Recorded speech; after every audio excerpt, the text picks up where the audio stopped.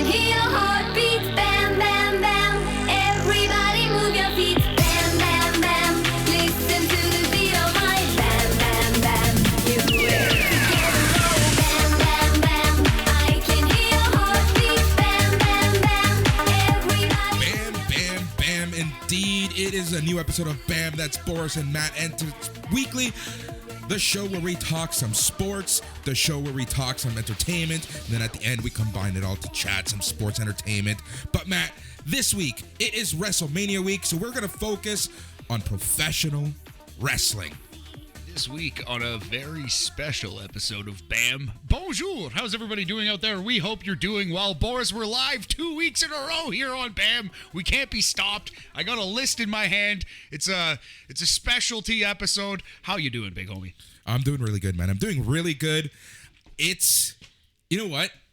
For a while, WrestleMania was like at a 6-7. Yeah. But now that we are watching some good old independent wrestling as we record. Bloodsport 8 on the telly right now beside us. Talking, ROH, talking some Impact. I never thought I would add Impact to the list. Never.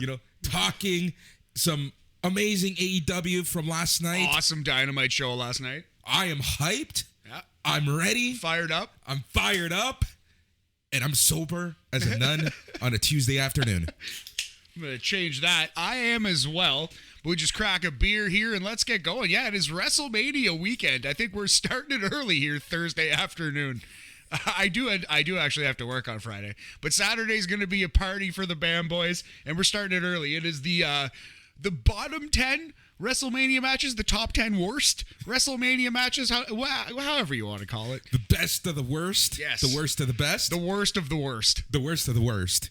The worst of the worst. So Austin Brett's going to be number one, right? God, get out of this house. Get out of your own house. Oh, man. No, honestly, I'm really excited for this. So if you're listening to, what doesn't matter what feed you're listening to this show on, go and check out the special Sunday night's main event WrestleMania preview show. Mike McGuire, Joe Gonaldo, and myself, we went through the entire card, talked some WrestleMania, got hyped, as Mojo Rawley would say. Oh, poor Mojo. Remember when he was employed? Remember his work? No, I don't. But yeah, no, I'm actually on a good level right now of just excitement. Nice. 100% excitement, chatting some great wrestling, making plans for the weekend. And just as long as WrestleMania is gonna be, as we were chatting and previewing the card last night, WWE did a pretty good job at the end of the day with most matches. I think so, man. I'm pretty hyped for WrestleMania. I think the build for Charlotte versus Ronda has been weird and you could say bad. But looking at this list of 10 matches here that I'm looking at, WrestleMania's been pretty well built. There's been a lot worse. There's been way worse in the history of WWE. Oh, yeah, to say the least. There's been so much worse. But before we get to the list, a couple things I want to talk about. Like I said, we're focusing on WrestleMania this week. But before all that, Matthew. Yeah. How's life? Oh, it's pretty good, man. I just got out of a shower feeling nice and relaxed. Got the locks down and, man, I'm just feeling good. It's a beautiful day here in Toronto. It's 16 degrees Celsius right now. It was raining and slushy and disgusting not 24 hours ago. So this feels like a blessing. Feels like spring. And yet today is the start of WrestleMania weekend, buddy. Ironically enough, when we're talking NXT, it's doom and gloom outside. That's true. And now we're talking doom and gloom in the worst matches in WrestleMania history. And it's a beautiful day. But, it's just funny. Literally, it's 4:15-ish right now, Eastern time as we record this. And the first major show of WrestleMania, quote-unquote, weekend has gone on the air. It's Bloodsport 8. There's more than one match that is really, really fascinating on this, including Jon Moxley versus Biff Busick on this card. So, yeah, we have begun, buddy. Yeah, exactly. So, going back to what I was saying, yeah, man, life is good, honestly, right now. So, I have officially taken Friday off. Nice. And most of Monday off. Good. Yeah, that's recoup day. You need that to recharge the batteries. Yeah, 100%. Because I think over the next few days, I'm just going to be really, really tired.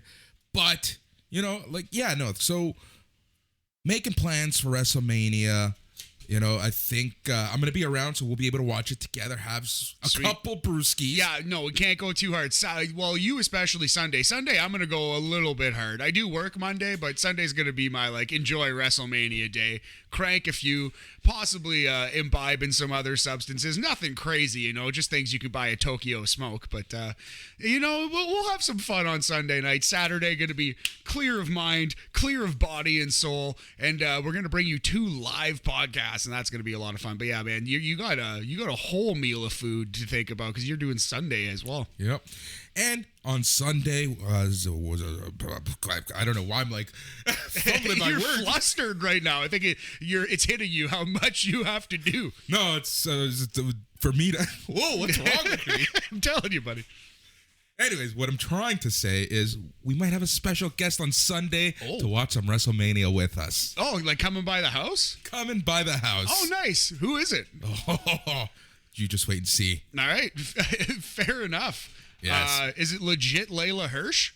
No, I wish. Oof, No. I wish. No, but yeah, though, man, that's fun. I'm glad to hear that. And yeah, very, very excited to check out WrestleMania. And this Bloodsport show seems to have been going well.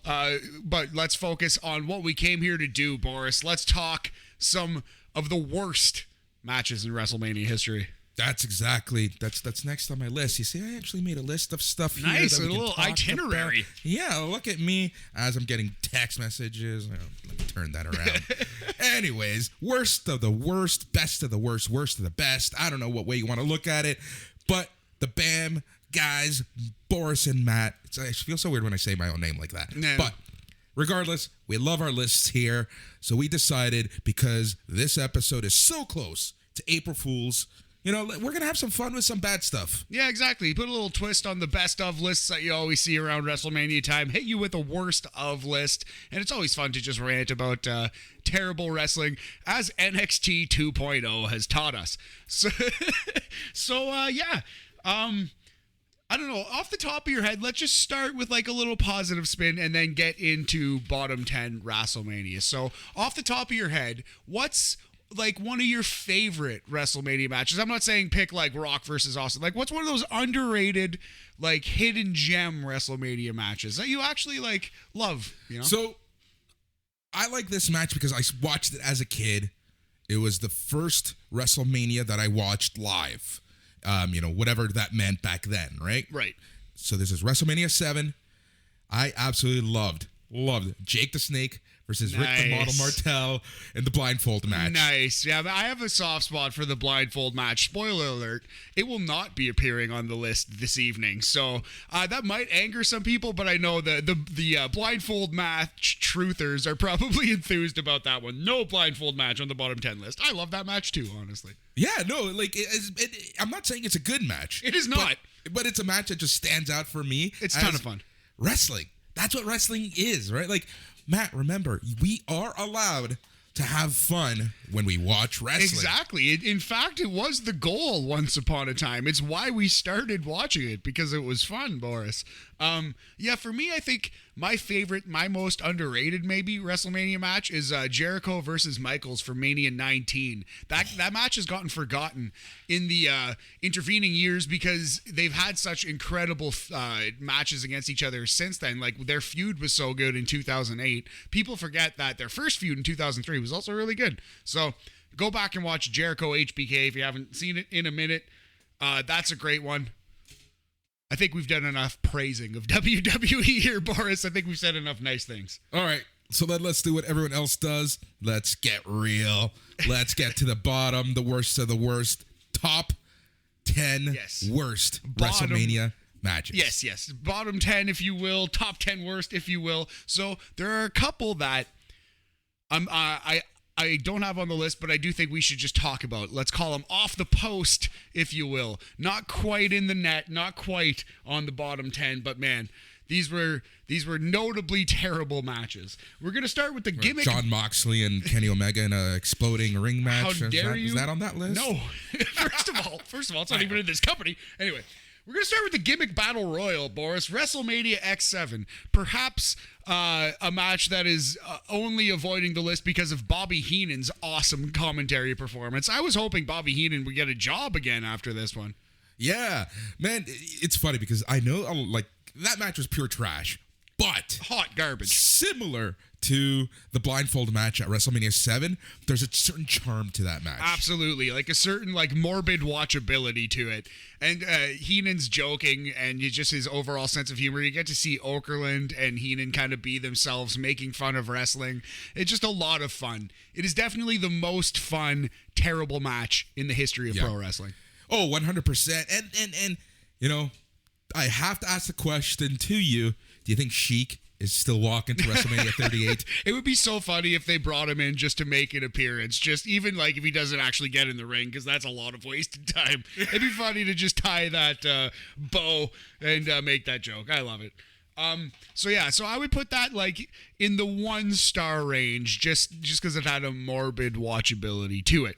Same thing with this match, Goldberg versus Brock Lesnar, WrestleMania 20.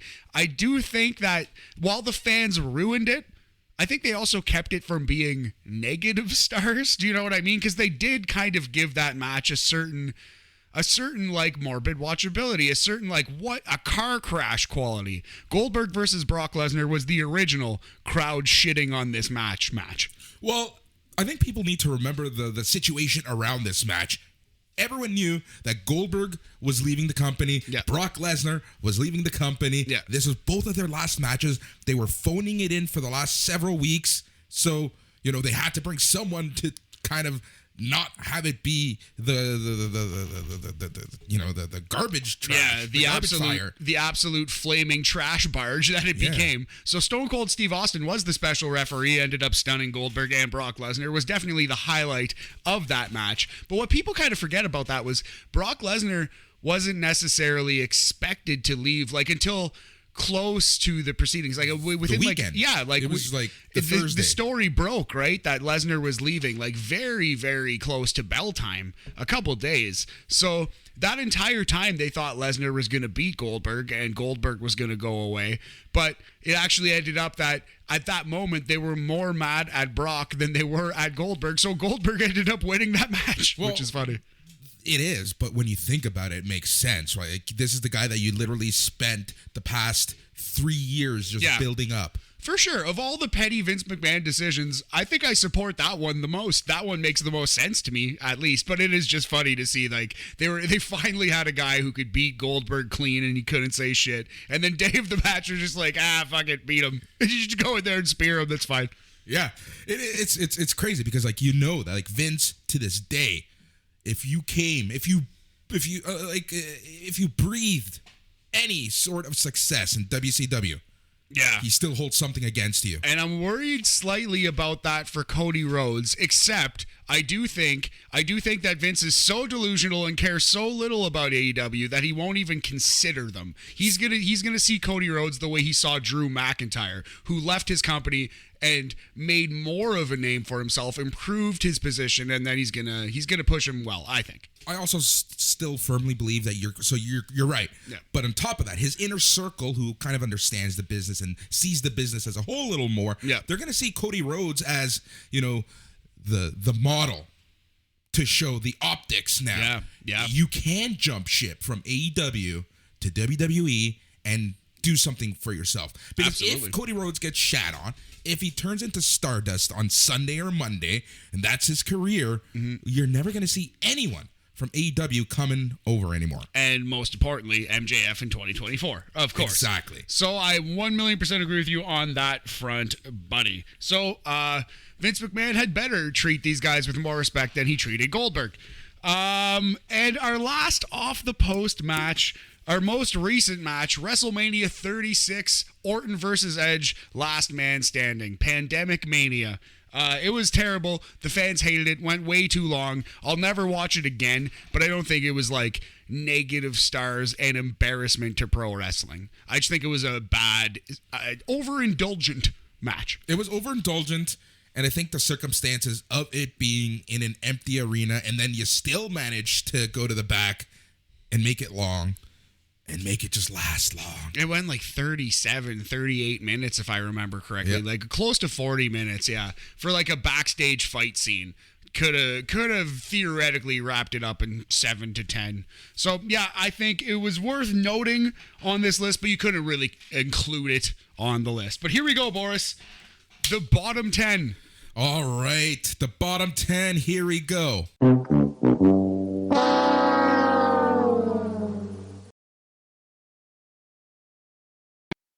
So we start with WrestleMania 33, Boris. It's the only WWE title match on our list. The worst 1v1 WWE title match in WrestleMania history.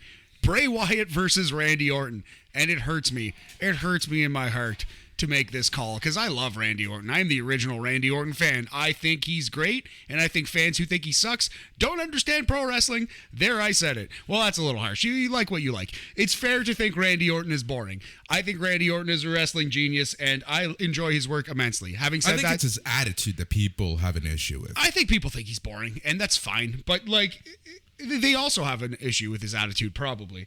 I have an issue with this match. This was the maggots projected onto the ring match. Isn't this also, and you knew that this match was going to be something special, because isn't this the match where Randy Orton was walking out and to the snake that looked like a penis? Yeah, exactly right. Yeah, they lit up the ramp, and it was supposed to be a snake, but it looked exactly like a sperm. It was Randy Orton walking down the sperm ramp in order to beat Bray Wyatt in the maggot match. Oh. And Bray Wyatt in this match came in as champion.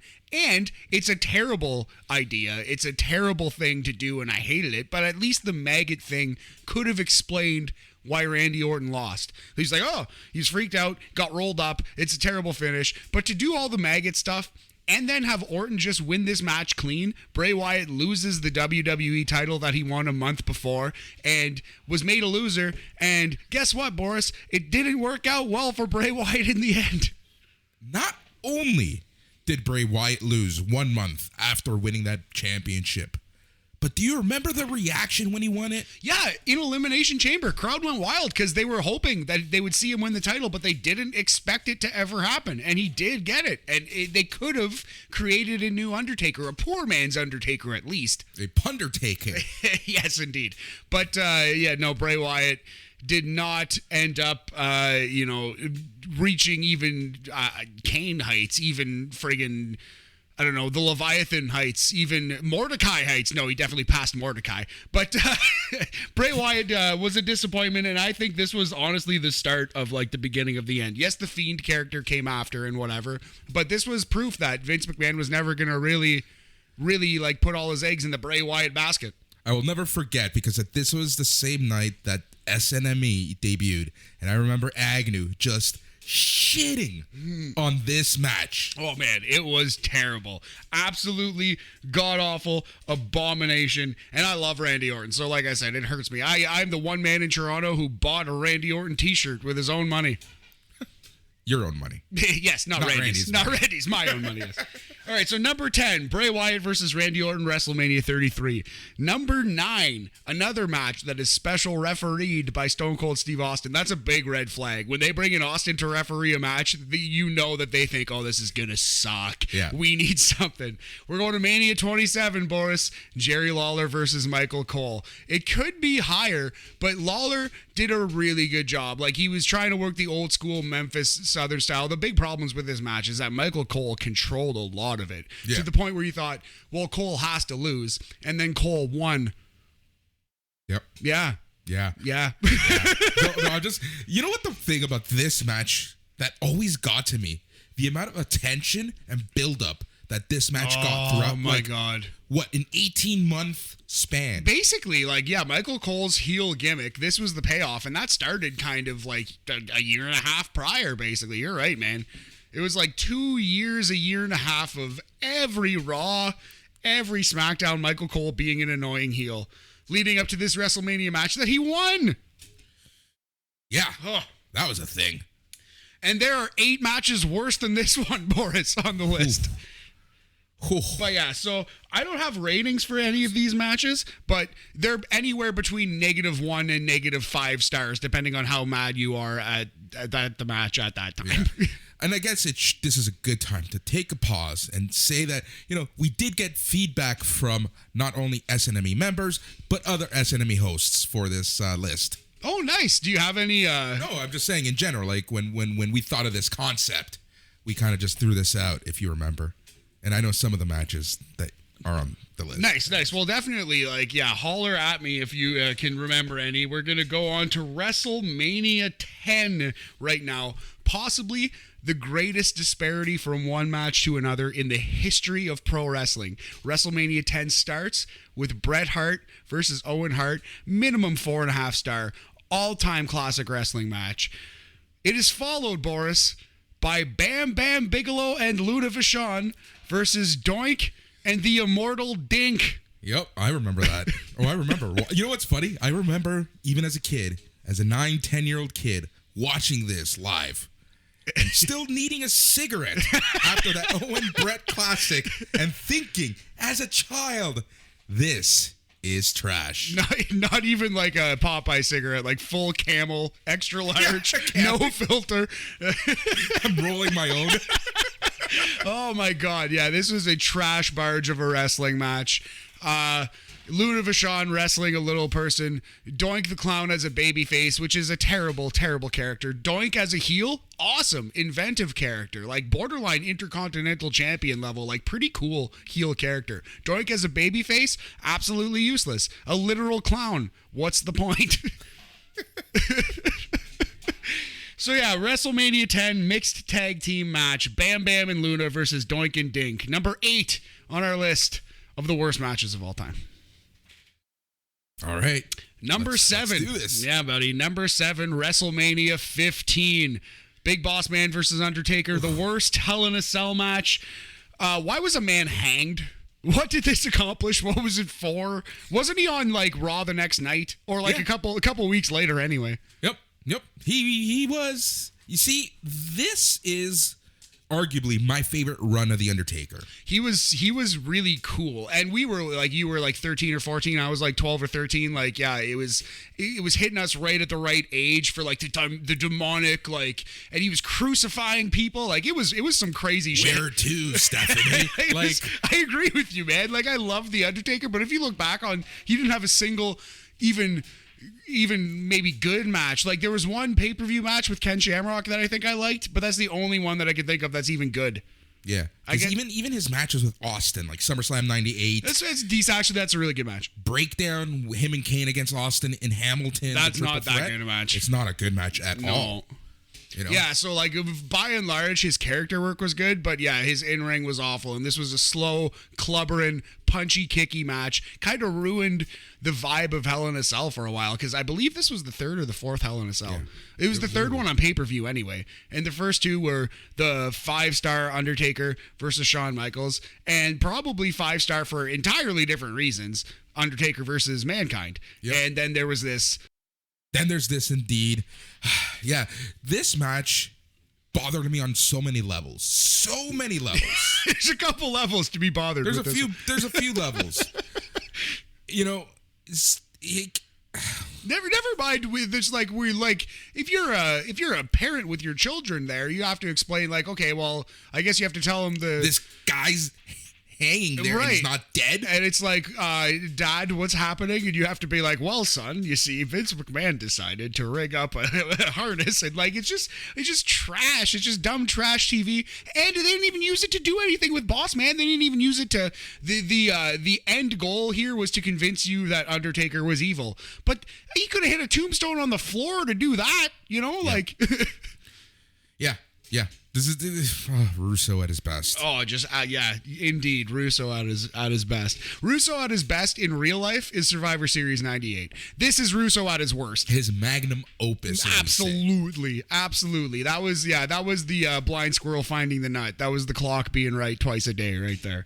So That was our number 7 match. Number 6 on the bottom 10. The 6th worst match in WrestleMania history. We're going to Mania 2000. The end of Vince Russo. He wasn't there anymore, but the influence lived on, Boris. It's a cat fight. Terry versus the Cat. I guess if the Cat is in a cat fight, it's kind of like the Undertaker in a casket match. It's her specialty. Like if we're gonna sit here and do NXT talk and rag on the Persia Parada Indy Hartwell storyline, we gotta rag on the forefather, on the this was the Pilgrim on the Mayflower of that terrible storyline. This brought that kind of trash to the forefront. This was just Val Venus was the referee. It was just terrible. It made wrestling fans look trashy. It was written by idiots for idiots. Yeah, it's funny because I forgot that this match even existed until you brought it up. Yeah, man, yeah. It was like 4 minutes of like rolling around. But there's like they've done the gravy bowl matches and the evening gown matches, but I feel like I didn't want to include 10 of them, on this list. I feel like this encapsulates everything that era was, Yeah, 100%. So we put it there at number 6. We're going to go number 5, sumo match. Aki Bono versus Big Show. So this was embarrassing for a couple reasons. It was a poor man's version of Butterbean versus Bart Gunn. They brought their boy in, and he got absolutely slaughtered by a real athlete in his real sport. Also, Boris, at least the previous match had tits, if you'll excuse my frankness. I'm pretty sure I saw Aki Boner's nuts in this match, to the point where I remember I did, because my friends and I for the last 20 years have been calling him Aki Boner, not Aki Bono, because I think we saw his package during this match. So terrible on pretty much every level. So you saw his Lex Luger. I'm not sure if we got the total package. It was a partial package. Oh, man. I got nothing to say about that. Nothing. 5th worst match of all time, WrestleMania 21, sumo match. Aki Boner versus The Big Show. And I did not put Bart Gunn versus Butterbean on this list. You could definitely argue it should have been, but at least it was a crazy highlight. Absolutely insane highlight. Ooh, let me tell you, when you go from a lager, a Pilsner, to an IPA. Yeah, to the Great Lakes Robohop. That's a nice one, though. I do like it, but it is an adjustment from like generic old-style Pilsner. Yeah. Ooh, yeah. But yeah, no, yeah, I got nothing to say about that match. Like, seriously, I don't. No. At least, like, in some ways, it's much better than Butterbean versus Bart Gunn, because, I mean, Bart Gunn incurred brain damage in that match, probably. Yeah. Like, that was a violent KO. But at least you got to highlight that you still see to this day from that match. For Aki Boner versus Big Show, Boris, you did not get any highlights that you need to see to this day. Big Show's not in the Hall of Fame yet, right? No, he should. Oh, you know what's going to be on that highlight reel? Oh, man, that's funny. He should get in. Hopefully, he won't while he's with AEW, though, of course. He's not staying there much longer. Maybe not. He wrestled on Dark recently. Like the last Dark taping he wrestled, because they were in South Carolina, right, where he's from. Yeah, exactly. I think he'll stick around. I think he could have a retirement match where he puts over, maybe not an MJF, maybe someone lower on the card, like a heel version of a Dante Martin-ish guy, Or like Dante Martin? Yeah, maybe not. Yeah, sure, why not?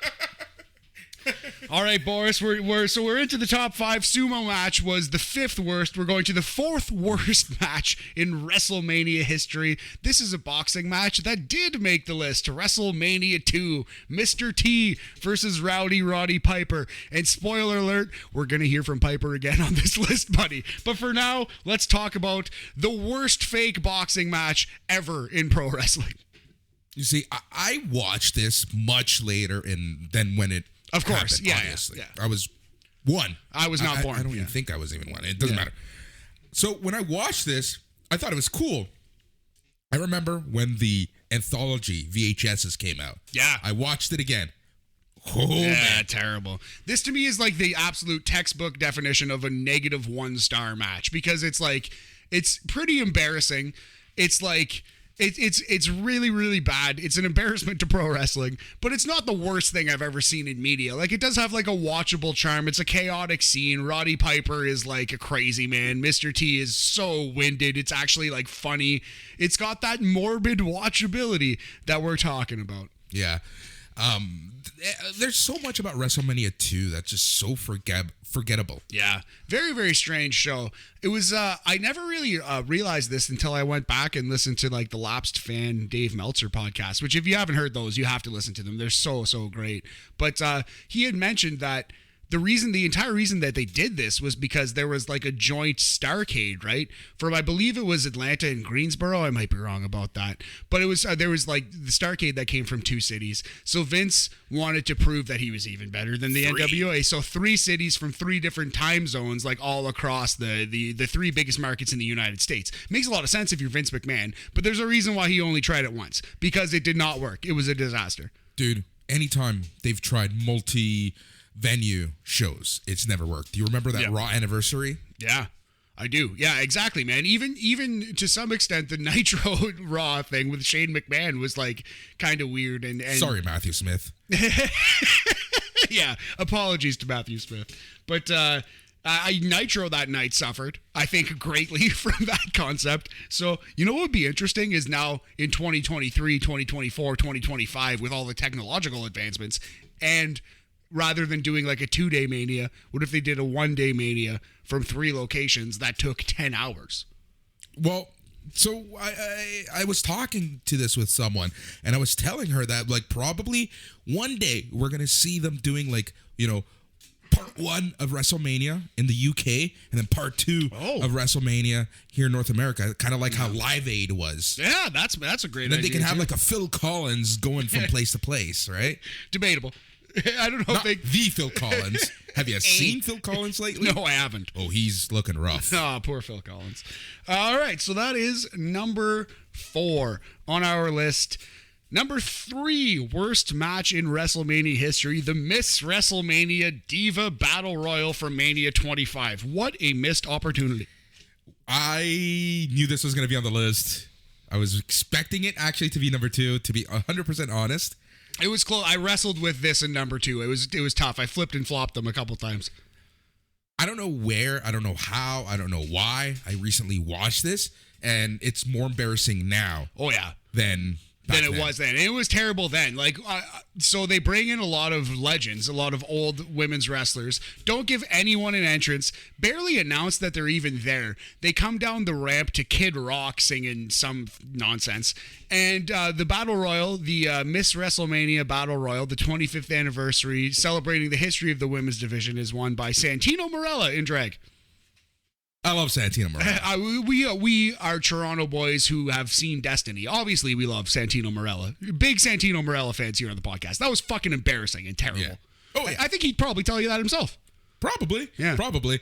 It just always hurts me that like they always go back to that character, the Santina character, and it takes a spot of someone deserve Ed. Literally anybody in the history of the company who wrestled a single match was more deserving to be there than Santino Marella was. Like, literally. Yeah. And then you still don't honor people like Wendy Richter and Yeah, man, it's actually terrible. That would be an interesting thing to see them put Wendy Richter in the Hall of Fame and kind of bury that hatchet, because they buried it with Brett, but obviously there was money in that. They buried it with Bruno. And obviously there was money in that, though. There's no money. Nobody even they've ruined Wendy Richter's name to such a degree that nobody even knows who she is or cares. Really. Well, that's the thing. I feel like to know who Wendy Richter is, you have to be of a certain age. Yeah, or just have watched The Dark Side with Moolah, right? Basically, that helps a lot. Yeah. And that's why it's so good having media outside of the WWE bubble. Yes, 1,000,000% we need it. And I'm going to say this too. There's a bubble now in AEW because people want to like praise Tony, and I'm not trying to shit on the guy, but having so much control, things can easily be skewed. It's fair. It's fair, man. It's fair. I think all so. I'm saying. Yeah, I think that's fair. All right, number 2 on this list, the only time in WrestleMania history that a white man donned blackface. Roddy Piper versus Bad News Brown. Probably the only match on our list that is not going to be on Peacock if you go look it up. I got to imagine they cut this from WrestleMania 6. No? I'm pretty sure it is cut. I have to imagine it's cut. And you know what hurts me the most about that match being on the list?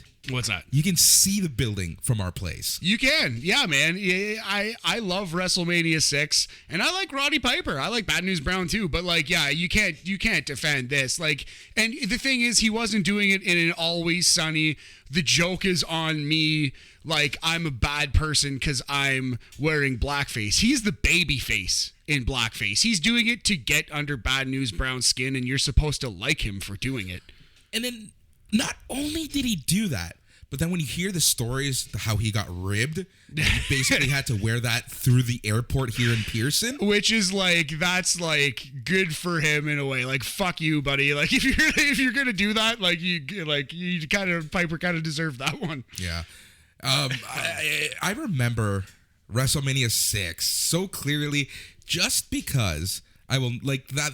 I forget what radio station my brother and I were listening to, and every 15 minutes or so, whenever the news came up, they would like tell you the latest results. Nice. Give you the update, like live from WrestleMania. That's so cool. It's like, it's so weird to me that like not being able to watch a WrestleMania and like literally listening to the radio, waiting for results. Like, I feel like, you know, like I'm talking to like my great grandchildren one day. I'm like, back in my day, we had to listen to the car radio or like the box in the corner of the kitchen. Yeah, it's so funny. Because the next year, WrestleMania 7, that's when my family got like the D-Scrambler. Right. Yeah, you're just saying that was the first one you watched live, right? Was 7. Yeah, so 6, we had to listen to the radio, and I remember waking up super early the next day, running to the corner store and picking up a Toronto Sun. Nice. And that's where you saw the picture of the Ultimate Warrior holding both belts, no makeup. Oh. That's so sick. I've said this before on the podcast, but we used to Simon Gotch versus John Hennigan on Bloodsport 8. That's an interesting match. So yeah, anyway, when I was a kid, I used to pose in front of my sprinkler with no shirt on, with my world title, my fake world title, and my fake Intercontinental title, pretending I was the Ultimate Warrior. I saw you doing that out here. I was just tell Peter, our landlord, like, I need a sprinkler, man. Jesus Christ, summer's coming. There's a sprinkler on his other property in front of us. Well, sorry to our neighbors, because I'm about to be shirtless on your lawn. All right, so that brings us to the worst match in professional wrestling history, the worst told story in the history of WWE, the most disappointed I've ever been watching anything in my entire life, ever. I could make a couple dark jokes. We're just gonna leave it there. Boris, I've seen some horrible things in my life, but nothing has hurt my soul worse than Bret Hart versus Vince McMahon at WrestleMania 26. It was the worst story ever, and they capped it off with the worst match I've ever seen. This is the only thing in the history of WrestleMania that I can confidently say was worse than the guy doing blackface. So, number one, I've been holding this one in since you started talking. There wasn't adrenaline in your soul? No, sir. So this match deserves to be number one for many reasons. Many reasons. Number one, after how many years? This is Bret Hart's triumphant return. This was his first match back. The prodigal son is back after getting screwed. After, this is what like birthed Never Say Never. Oh man, it's just like, okay, so if they do this, if they do this exact same build, the worst build I've ever seen, but at least give us get Cody versus Vince. I mean, it could happen, man. We could see it. Maybe that'll be the last Vince McMahon match. And okay, so let's put a pin in going that. On a tangent. Wait, no. I got one in the chamber. Let's put a pin in that. We'll close the podcast with that. But okay, so if they did the exact same build, the worst build I've ever seen in my life for a wrestling match, literally the worst. I can't think of anything that's even fucking in the same planet as close to as bad. But they just changed the match itself. It would have been fine. It would have been embarrassing, but that's WWE. If they would have given us a better build, a build that made sense, just a couple promos, show us wrestling with shadows, because that's all we fucking needed to see. It was right there. The whole build was right there. Anyway, Boris, if they just did things normally, if they just kind of gave us a chance to just enjoy the organic story that was already created for real, and then gave us that terrible match, that would have been fine too. That actually would have been fine, because like whatever, you know what I mean? They're WWE. WWE's good at WWE. Even if they gave us the terrible product that they gave us with the bad build and the bad match, but they gave it to us in 2004 or 2005, they were able to convince Brett to come back. They were able to drop a big enough bag. That would have been better too. But when we did this in 2010, Brett, God bless him, had already had his stroke. This is the worst wrestling thing that's ever happened. This is the worst match in the history of pro wrestling. I truly believe that. The worst. There's nothing has ever been worse. Not Zeus versus the Abdullah the Butcher match from 1990, which is terrible. Go watch it on YouTube. It's bad. Not Sharmell versus Jenna Maraska. That looked like fucking Lou Thez compared to this. This was the worst match of all time, ever. Sorry, please go on. I love it. Now you know how I feel when Legado del Fantasma loses. Oh man! No, but seriously, like there's sweating. so I'm much. literally sweating. You are. It's actually hilarious. He is like literally sweating after this rant. I have a lot of questions about your health right now. Well, I got a couple drinks and a coffee in me. No, but like this 16 match, degrees. like literally, is an affront to pro wrestling. Oh my god! Like there's so much that like there's so much they could have done, and they decided not to. Now we are people who kind of, I don't want to call us, we're not insiders. We're not. No. We're fans who know a little more. You know? Fans who have just watched it way too much, basically. Yeah. Put yourself in the shoes of casual fans. Yeah. And think how they felt watching this. I'm sure, like, I bet you there's more than one person who, like, probably haven't watched pro wrestling since WrestleMania 26. I stopped watching WWE for a good chunk after that. Like, I was done. It was like, I've mentioned dating a girl before who like got me back into wrestling, and it was mostly because of Benoit killed my wrestling enjoyment. But from 2007 to 2010, I was flirting. I was here and there. I would watch the pay-per-views sometimes. I'd watch WrestleMania. Swipe right sometimes. I'd swipe right on WWE from time to time. This match killed it. I don't know if I watched like from 2010 to until I started dating that girl in 2000, like the summer of 2011. I don't think, man, I watched like 5 minutes of WWE. Honestly, that was the longest stretch I went away from WWE, is because this match broke my heart. It is the worst thing I've ever seen. It is. They did the wrong thing at every turn. Not just the wrong thing, like a disastrous choice. There's like the right choice and the wrong choice. And then there's like jerking your car into a rock cut when you're going 80 miles per hour. They did that at every turn. And then they followed it with the worst match of all time. Yeah.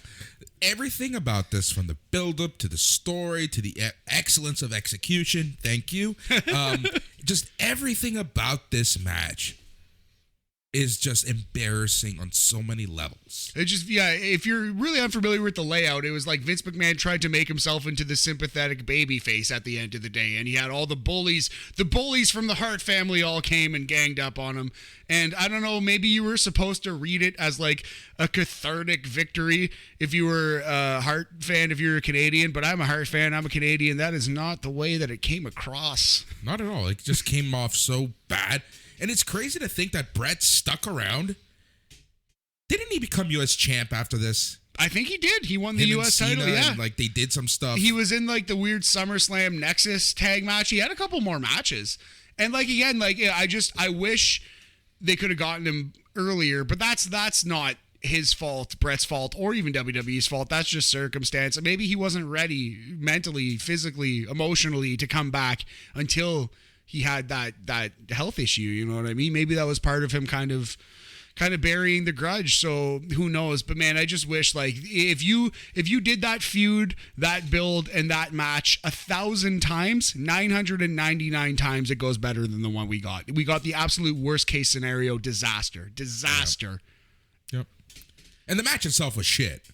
Oh yeah, like I love how we're talking about the build-up, the circumstances, everything around it. But the match itself was horrible. I haven't gone back and read the observers for any of these, but like we tend to write matches different than Dave Meltzer or most people. The Dave Meltzer school of rating matches is to just look at the actual in-ring accomplishments that happen from the time the bell is rang to the time the bell is rang. You rate them like you would rate a gymnastic performance. You're looking at like the creativity and the athletic achievement. And that's fine. If you would look at wrestling like that, you're not wrong. We look at it like we're counting the build, we're counting the commentary, we're counting the camera work, we're counting the before, during, and after, and the storytelling. We're counting it as a piece of theater overall. Yeah. So on that, in that scale, this is the worst match of all time, and it's not close. On the Dave Meltzer scale, I bet he rated it negative stars because it's an absolutely terrible wrestling match, bell to bell too. It's fucking terrible. Yeah, terrible. Terrible. I'm so angry right now. I know. He's literally hulking up. It's amazing. I'm going to drop a big leg on WrestleMania 26 somehow. I'll just put it up on your laptop, and I'll just drop a big leg on your laptop. Break this thing. No, this match was really bad. And I've never admitted this to anyone. So I also, and I know I've said this many times on various podcasts, where I did stop watching wrestling after the Benoit stuff, obviously. It's hard not to. Yeah, right? As if you loved him and respected him the way that a lot of Canadian fans did. It was like, it was a mind fuck, man. You know that I met him once in an airport? Really? No, I didn't. Coming back from not even a family vacation. I went to El Salvador on my own. Nice. We had a stop in Houston, or I had a stop in Houston, and I'm waiting at my gate to Toronto. Lo and behold, Chris Benoit shows up. The rabid sits Wolverine beside me. Wow. And I'm like, my first thought was, number one, you're a lot shorter than I thought. Yeah. Number two, you're a lot bigger than I thought. A lot wider. Yeah, wider. And then I just turned to him and I say, like, I'm a huge fan, blah, blah, blah, blah. Nice. And he was the nicest person. And, like, I was a huge Benoit fan since then. So, obviously, when stuff happened, I stopped watching wrestling. I guess, short story long, between 2007 and I guess 2011-12, this was the only WrestleMania that I watched live. Really? Well, at least you got the amazing HBK retirement match, because other than that, it's pretty bad WrestleMania. Is this Cody Rhodes Mysterio? They have an awesome match. It might be 27.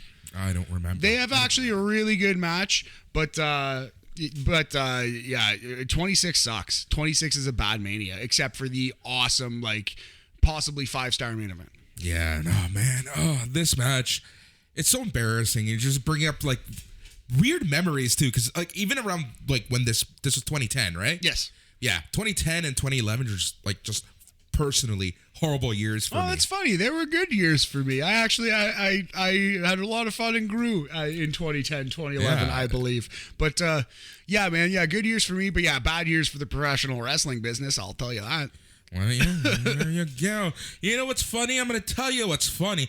I honestly thought that Undertaker El Gigante would be on this list. I was gonna put it on. Let me be honest. Yeah. I thought all of WrestleMania 9 was going to be the list. Yeah, WrestleMania 9 is a rough one. I don't want to say I forgot about that one, because I did consider it, but I just kind of didn't have a strong enough opinion about it. You know what I mean? It was like I can go to bat for all the 10 matches that I just on the list and say those are all minus stars. Those are all embarrassments to wrestling. I truly believe that. I don't know if Undertaker Gonzalez was so bad that it was embarrassment. It might have been off the post. You know what I mean?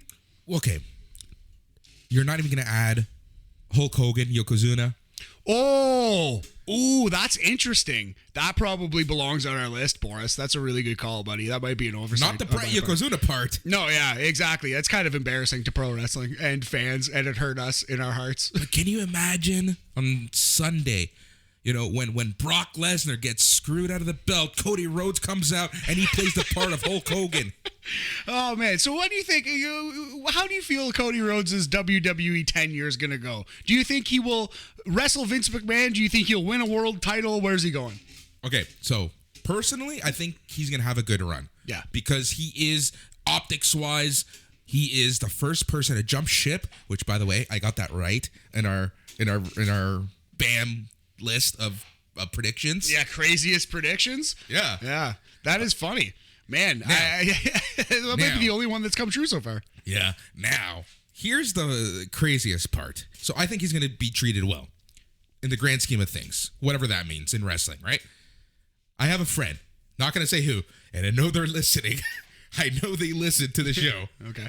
This person is batshit fucking crazy. Okay. This person tried to convince me that Triple H's heart condition was a work. Okay. The reason why is because of Cody's return. So they have Triple H working a heart attack, going on Stephen A. Smith, almost crying, talking about wanting to live for his daughter so he could wrestle Cody Rhodes. No, just so they can have the imagery of Triple H walking away and Cody Rhodes taking that throne. Interesting. So Cody Rhodes is going to be... This is like conspiracy theory. Beyond like... Is your friend Cody Rhodes? This seems like something that either Cody or Brandy would say. Listen, the only reason and I know you're questioning me right now. The only reason I'm even saying this story is because I mocked them relentlessly. Is your friend Pharaoh the dog? I've mocked this person relentlessly for the past week. Yeah, deservedly so. So I just needed to say this. Like, this is insane. Some people, man, I don't know. I don't know. Some people think the Will Smith Chris Rock thing was a work, and maybe that's a fun debate. That's an actual debate. Did they was it a publicity stunt? Did Will Smith actually just fucking lose his mind? Like I could see both sides of that coin. I personally think it was real just because of the reactions. I thought it was fake until I heard the audio, and then I was like, oh, that was actually real. But I don't know, and quite frankly, I don't care. I think it's kind of offensive to suggest that Triple H's heart attack was just fake for a wrestling story. Trust me, like I said.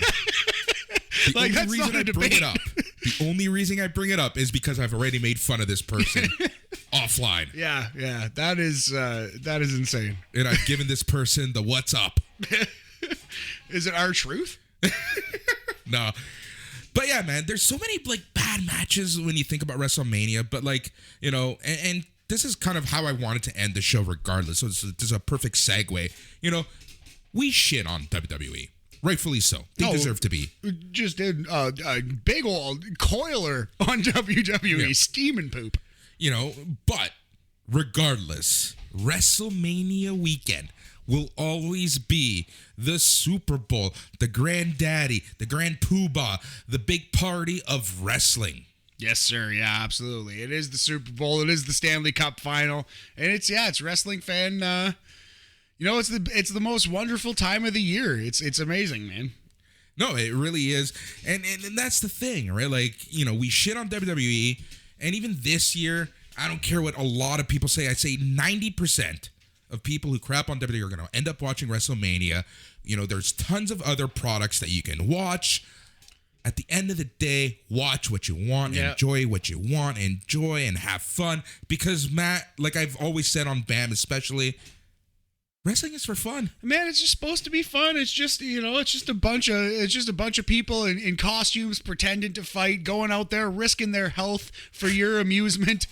And having said that, though, there's still a lot of shit in wrestling. Oh, there's a lot of just terrible, embarrassing shit. Just terrible and embarrassing. Yeah, there's so many matches. Okay, I gotta ask you this. How hard was it to only put it to 10? Yeah, man, like, well, I had to, it was basically 13, right? It wasn't even just 10. And we talked about other matches up and down the show as well. So yeah, it was pretty tough. I probably forgot El Hicante, Giant Gonzalez versus The Undertaker. Probably forgot Yokozuna versus Hulk Hogan. I could have gotten 25 out of this easy. Yeah, we should have done 38. That would have been fun. 38's a stretch. We would have been getting into like Bolsheviks versus Heart Foundation. You know, like it went 13 seconds, so it's bad, which I didn't want to do. I wanted to have things that I could like passionately argue were embarrassments to wrestling, and I think I did that. You know what's a match that I would have added on the list? And this is like Boris's list. Yeah, the Boris subjective, the Aguilar. And you know, I got my takes on You wrestling. have some takes. I've seen them. I've heard them. Lex Luger, Yokozuna, WrestleMania 10. That's a bad match. That's like, And the ending. yeah, it's true. Yeah, bad match with He a terrible touches ending. the referee, and Mr. Perfect no-sells the fact that he touched the referee. Yeah. Yeah, man, that's a really good call. That could have been one for sure. Rush, Macho Man, same show. Yeah, that's a bad idea for a match. I don't think it's that bad. It's got like, it's a 1-star. It's got, Sheamus, Daniel Bryan. again, bad decision, but we still are talking about that one, the Sheamus Daniel Bryan thing. I think that was brilliant in its own way. I didn't hate that much. Yeah, you're right. You're right. You're right. But yeah, no, you're right, man. There's so many options, and there's some amazing and classic WrestleMania matches as well, Boris. So And one day, we're going to be nice. We're going to give you the top 10 WrestleMania list. We're going to probably have to do what we did with Royal Rumble one day. that's like years down the line, though, because like that Royal Rumble thing was a whole meal of food. I have something working up that I haven't actually said out loud on this podcast yet, but there might be a magnum opus coming later in 2022. We'll keep you posted on that, but it will not be WrestleMania. That's like, we keep your eyes peeled. 2025 WrestleMania list. Yeah, there you go. All right, so this is usually the time of the show where I give you the rundown of what's coming. But honestly, we have so many shows. Go out and listen to the SNME WrestleMania 38 preview. You have this show, the worst 10 matches of WrestleMania history. We're going to have podcasts about SmackDown, a Hall of Fame podcast from the Smack Daddies. We're going to have a Stand and Deliver aftercast. We're going to have 2, not 1, but 2 after parties with Mike McGuire and myself and other people. Matt's going to be day 1, night 2. We'll see what happens. But so much on the go. And eventually, we're going to be talking some ROH, some Impact. Yep. So much wrestling to talk about this weekend. Matt, I love it. Yeah, BAM next week might be Ring of Honor and Impact catch-ups because, yeah, I'm not sure if we'll be able to do it Friday. We have to pick and choose one if we do. We can't watch 2 shows at the same time, Boris. But yeah, Friday honestly might be the craziest day in the history of pro wrestling. There are like 7 immense wrestling shows and the Hall of Fame. Yeah. And It's the Hall of wild. Fame is huge this year because Exactly. it is the Undertaker. Exactly right, man. It is an insane weekend. It is an insane weekend of pro wrestling. Man, I'm pumped. Having said that, he's Matt. I'm Boris. Until next time, adios. Brett versus Vince, worst match of all time. Yeah.